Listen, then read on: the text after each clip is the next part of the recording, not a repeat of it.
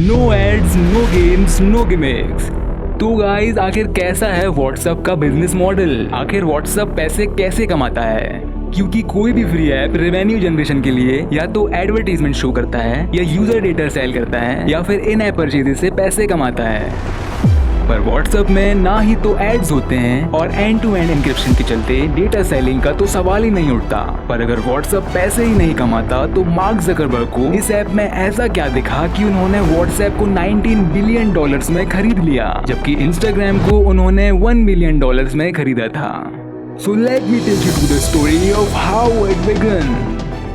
तो ये कहानी एक ऐसे लड़के की है जिसका जन्म 24 फरवरी 1976 में यूक्रेन एसएसआर की कैपिटल सिटी कीव से जुड़े एक छोटे से गांव फेस्टिव के अंदर जूविश फैमिली में होती है, जिसका नाम रखा जाता है जैन कॉम, जिसके पिता कंस्ट्रक्शन मैनेजर होते हैं और माँ हाउसवाइफ। अब उस समय ईस्टर्न यूरोप में साम्यवादी व्यवस्था हुआ करती थी और एंटी सेमिटिज्म के चलते जूविश लोगों पर काफी नजर रखी जाती थी, जिससे परेशान होकर जैन और उनकी फैमिली सोवियत यूनियन से बाहर जाने का मौका ढूंढते रहते थे। एंड जब ईयर 1989 को ईस्टर्न यूरोप में कम्युनिज्म कोलैप्स कर जाता है, तब मौके का फायदा उठाकर जैन और उनकी माँ यूक्रेन से यूएस कैलिफोर्निया आ जाते हैं। अब गवर्नमेंट रन सपोर्ट प्रोग्राम की हेल्प से उनको 2 बेडरूम्स का अपार्टमेंट मिल जाता है।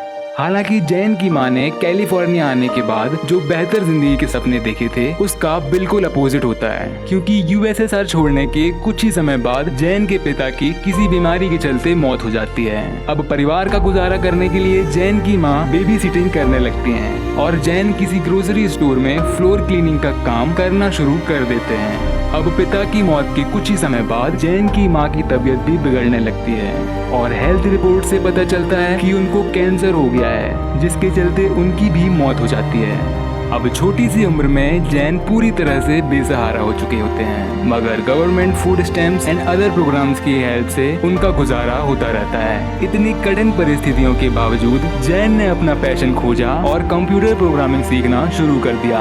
अब पैसे की तंगी होने से वह सेकेंड हैंड बुक्स बाय करते और पढ़ने के बाद उसे रीसेल कर देते। ऐसे ही उन्होंने कंप्यूटर नेटवर्किंग, सिक्योरिटी, स्केलेबिलिटी जैसे कई स्किल सीखे। उसके बाद उन्होंने एक हैकिंग ग्रुप ज्वाइन किया जिसका नाम हुआ करता था, और 18 साल की उम्र में जैन एक skilled self taught computer network engineer बन चुके थे।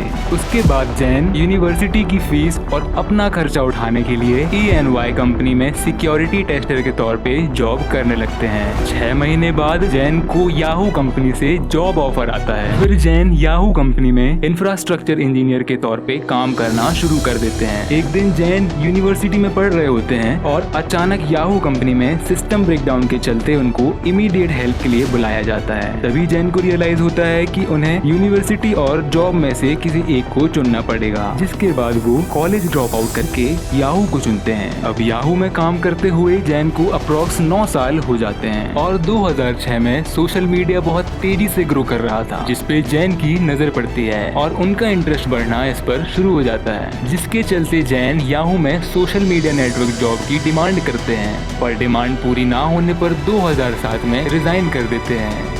2 साल वर्ल्ड टूर और एंजॉय करने के बाद 2009 में जैन एक आईफोन खरीदते हैं, जिसके बाद उनकी नजर पड़ती है 7 मंथ्स पुरानी ऐप इंडस्ट्री में जो स्काई रॉकेट कर रही थी, जहां उनको कम्युनिकेशनल एप्स की कमी दिखती है। अब जैन रेगुलर जिम जाया करते थे, पर उन्हें बिल्कुल भी पसंद नहीं था कि जिम में होते वक्त कोई उन्हें डिस्टर्ब करे, जिसके कारण वो हमेशा कॉल्स मिस कर दिया करते थे। एक दिन जिम में उन्हें एक आइडिया आता है कि कैसा हो अगर किसी ऐप के थ्रू आप स्टेटस बता पाओ, जैसे can't talk, I am at gym या आई वोक अप लेट। जिसके बाद बिना किसी देरी के जैन ने 3 मई 2009 को इस ऐप आइडिया पर काम करना शुरू कर दिया और काफी सोचने के बाद उस ऐप का नाम रखा गया व्हाट्सएप। अब जैन का बचपन एंटी सेमिटिज्म एनवायरनमेंट में बीता, इसीलिए वो प्राइवेसी को लेकर बहुत सीरियस थे और एड सेल करना भी उनको बिल्कुल पसंद नहीं था। मतलब वो इस ऐप में प्राइवेसी और एड्स को लेकर बिल्कुल क्लियर थे और इस बात को याद रखने के लिए वो एक पेपर अपनी डेस्क पर हमेशा रखते थे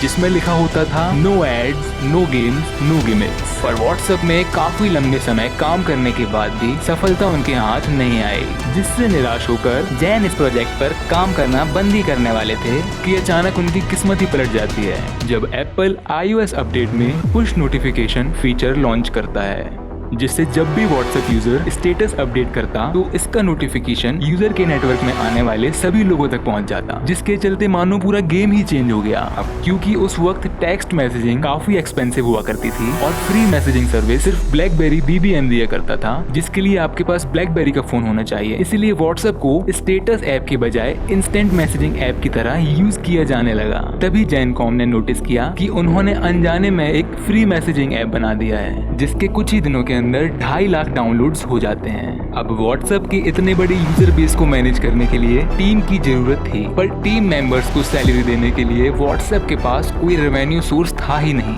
तब जैनकॉम ने 5 एक्स याहू एम्प्लॉइज से $2.5 लाख सीड फंड लेकर उन्हें व्हाट्सएप का स्टेक होल्डर बना दिया। उस वक्त जहां बाकी मैसेजिंग ऐप्स तरह तरह की स्ट्रेटेजीज अपनाकर यूजर से ज्यादा प्रॉफिट कमाने में लगे थे, वहीं पर जैनकॉम बग फिक्सिंग, फीचर एडिशन और अदर मोबाइल ओएस जैसे Windows phone, Android, blackberry etcetera पर व्हाट्सएप को लॉन्च कर रहे थे। अब उस वक्त व्हाट्सएप का सबसे बड़ा एक्सपेंस यूजर को टेक्स्ट वेरिफिकेशन भेजना था, क्योंकि व्हाट्सएप का कोई रेवेन्यू सोर्स था नहीं, तो बचा हुआ फंड भी खत्म होता जा रहा था। तभी उन्होंने व्हाट्सएप को फ्री से पेड करना पड़ा, जहां वो यूजर से एनुअली $1 चार्ज करने लगे। उसके बावजूद हार्डली इतनी इनकम होती थी कि टेक्स्ट वेरिफिकेशन को कवर कर पाए। अब पैसे की कमी होने के कारण व्हाट्सएप के फाउंडर इन्वेस्टर्स की खोज करने लगे, जहां उनकी मुलाकात हुई सिकुआ कैपिटल से, जिन्होंने व्हाट्सएप पर $60 मिलियन इन्वेस्ट किए, जिसके बाद व्हाट्सएप टॉप 20 एप्स की लिस्ट में आने लगा। साल 2013 तक व्हाट्सएप के 200 मिलियन यूजर्स हो चुके थे और साल 2014 में व्हाट्सएप के 400 मिलियन यूजर्स हो गए,